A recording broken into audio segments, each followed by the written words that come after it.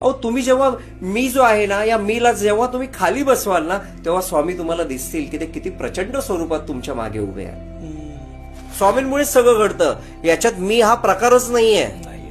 जिथे मी येतो तिथे स्वामी नसतात.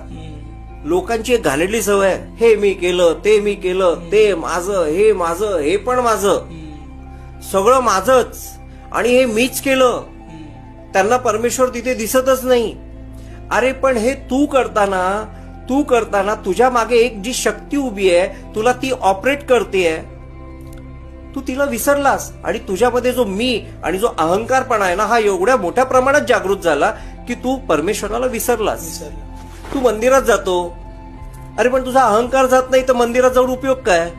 फक्त मी आलाच की तिथे, हा मी परमेश्वराला नको आहे. ती हॉस्पिटलला ऍडमिट झाली आणि ती कोमामध्ये गेली. तर कोमामध्ये गेल्यानंतर तिला मार जो होता ना तो इथे डोक्याला लागलेला होता. आणि अचानक मी तिला फोन केला तर तिचा फोन तिच्या हस्बंडकडे होता. तर मी तिच्या हस्बंडला म्हटलं मी जाऊ का रे बघायला? तो म्हणाला नाही हेमंत तू जा म्हणून बघतो. आणि मी जेव्हा आतमध्ये गेलो, मी दरवाजा उघडला, व्हेंटिलेटरच्या जस्ट बाजूला स्वामी मस्तपैकी बसलेले होते. ओके. मी साक्षात त्यांना बघितलं की व्हेंटिलेटरच्या बाजूला ते बसलेले होते. अच्छा. जेव्हा मी त्यांना बघितलं मी मनात एवढा आनंदित झालो की नाही. अहो तुम्ही जेव्हा मी जो आहे ना या मीला जेव्हा तुम्ही खाली बसवाल ना तेव्हा स्वामी तुम्हाला दिसतील की ते किती प्रचंड स्वरूपात तुमच्या मागे उभे आहेत. स्वामींमुळेच सगळं घडतं. याच्यात मी हा प्रकारच नाहीये. जिथे मी येतो तिथे स्वामी नसतात. लोकांची एक घाणेरडी सवय आहे, हे मी केलं, ते मी केलं, ते माझं, हे माझं, हे पण माझं, सगळं माझंच आणि हे मीच केलं. त्यांना परमेश्वर तिथे दिसतच नाही.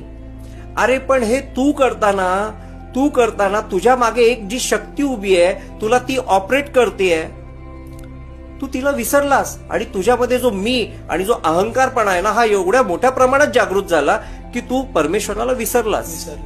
तू मंदिरात जातो, अरे पण तुझा अहंकार जात नाही तर मंदिरात जाऊन उपयोग काय?